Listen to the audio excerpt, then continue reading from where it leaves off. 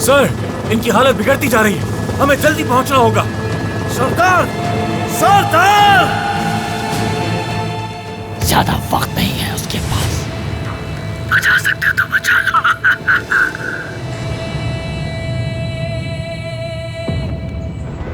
मेरा बेटा लापता है। मैंने उसे अपने हाथों से बड़ा किया है। मुझे मेरा बेटा लौटा दो कर्नल।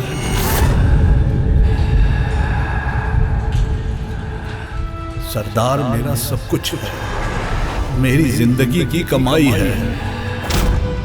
उसको मैंने क्यों जाने दिया? सर संभाले खुद को, संभाले। मार देना चाहिए था। वो जिंदा वहां से वापस कैसे गया?